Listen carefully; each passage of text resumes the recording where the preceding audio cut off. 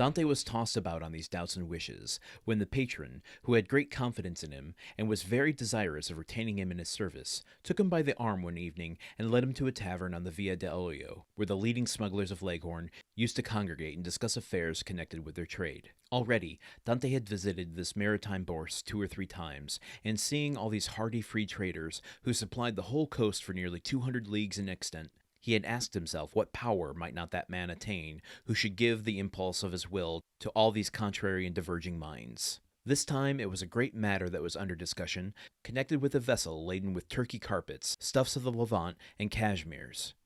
It was necessary to find some neutral ground on which an exchange could be made, and then to try and land these goods on the coast of France. If the venture was successful, the profit would be enormous. There would be a gain of 50 or 60 piastres each for the crew.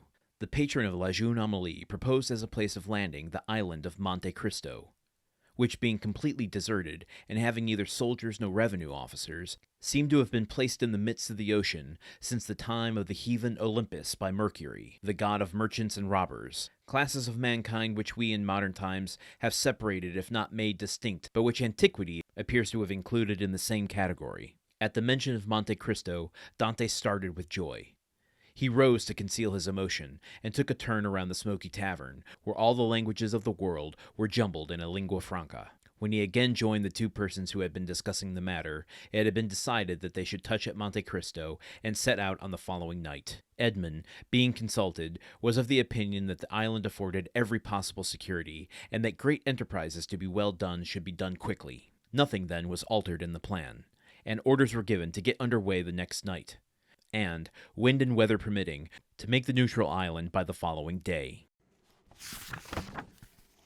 Dumas certainly knows how to end a chapter, so there's a lot going on here that we should just kind of pluck and examine. Shall we get started? Okay. Yesterday we were talking about Dante formulating a plan to get to Monte Cristo without arousing suspicion and with the most minimal risk possible. Now, seemingly out of nowhere, the captain of La Jeune Amélie has proposed Monte Cristo as a neutral meeting ground for smugglers to exchange the cargo, the goods that are aboard these ships, which to me says that Dumas isn't above this story being about fate. It's not just about man's perseverance and obsession, but the forces of nature and the universe are also at play here.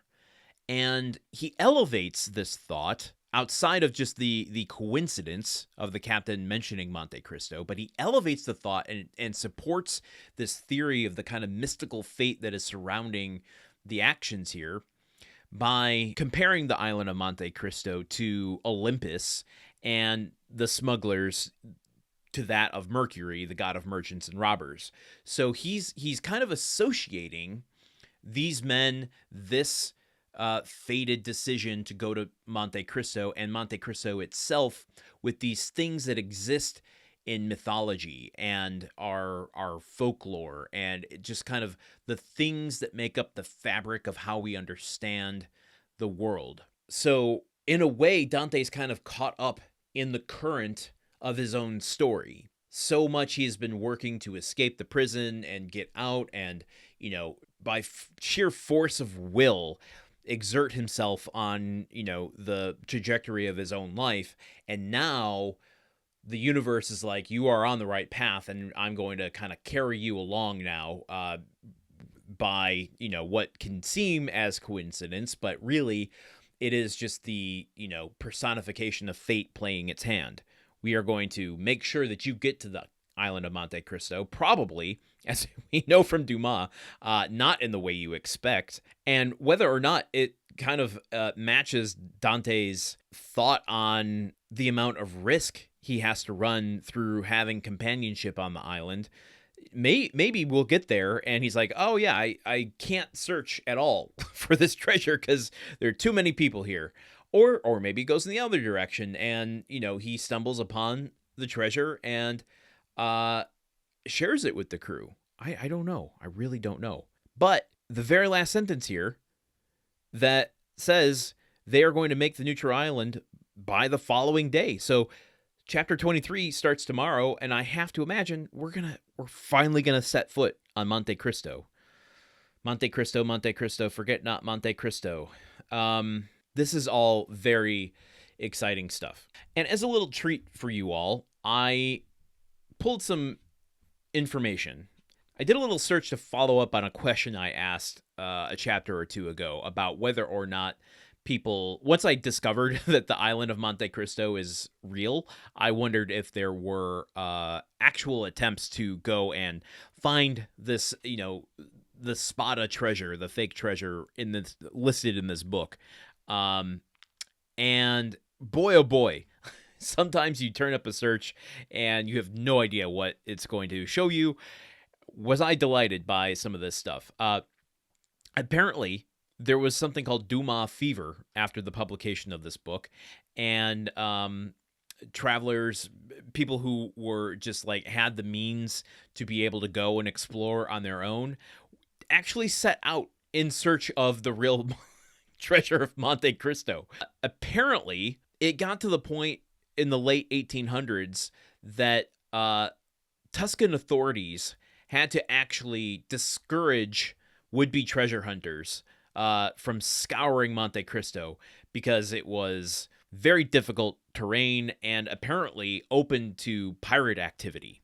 So not only are you going to risk your own life and safety physically getting there, but also you could be robbed and killed by pirates. So, how do we discourage you from doing this? The thing that really excited me, though, is something that I have to imagine the story is based on.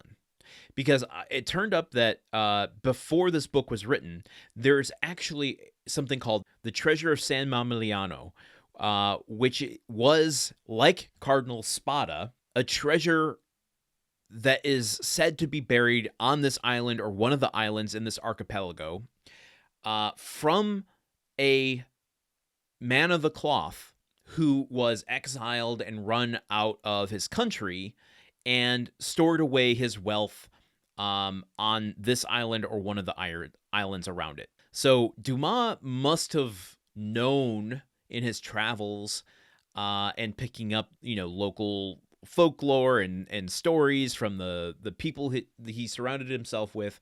He must have picked up that there was this legend of this treasure on this island that no one has yet claimed. Now, I think it is just a legend and it wasn't a real treasure buried there, but taking that idea and turning it into something fictional so that he could hang this story on is kind of interesting. And we've mentioned before that Monte Cristo is still, I think synonymous with the idea of buried treasure, and that the island is now a protected reserve. The visitation to the island is very, very limited.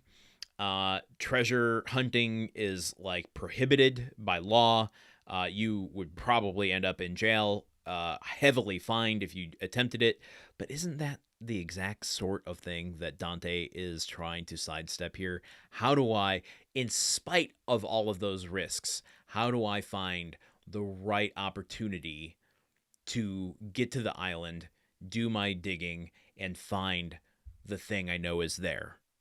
I'm not saying that there's actual treasure there, but I'm just saying those limitations, those restrictions that are in place today are the type of restrictions that Dante is facing in this moment, trying to get to the treasure without arousing suspicion. Okay, we are at the end of chapter 22, and so I want to mention the Patreon, as usual, patreon.com/gruntworkpod, where for as little as $1 per month, that is 3 cents per episode, you can support the show, help us reach that 4-year goal, see the end of this story, and make sure this show stays artist-owned and ad-free. What you're going to get for that, I didn't mention this yesterday, is the story-only audio for each of these chapters as they're completed. So as of today, you get chapters 1 through 22 available there. I've also added a podcast feed that you will receive a link to when you sign up. So you can listen to those story-only episodes when they're released as they're released, instead of having to go and log into Patreon every single time that something's available there.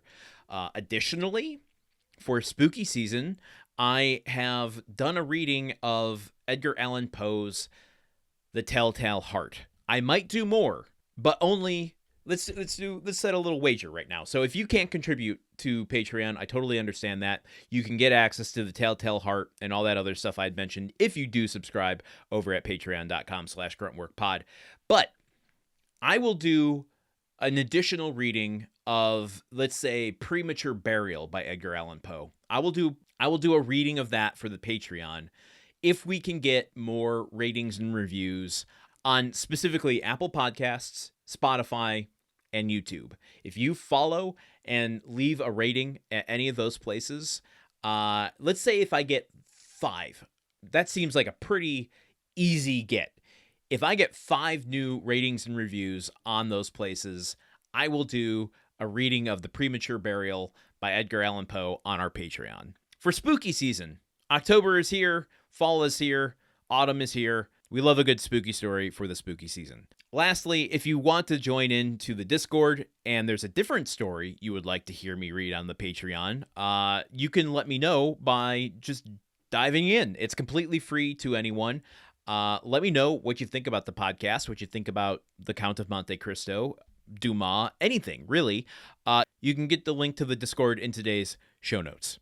Okay, this has been a little bit longer of an episode, so I'm going to end it there, and tomorrow we're going to start up chapter 23 of the Count of Monte Cristo. We don't take a day off here on this podcast, so join me then, won't you, as we continue. You know where to find me. It's right here. Until then, okay, goodbye. The Countdown of Monte Cristo is part of the Gruntwork Podcast Network. This show is produced, edited, and hosted by Landon Solano. The original text of The Count of Monte Cristo by Alexandre Dumas. Theme song by Magic Solo. If you want to support the show and others like it, visit patreon.com/gruntworkpod. Thank you for listening. See you tomorrow.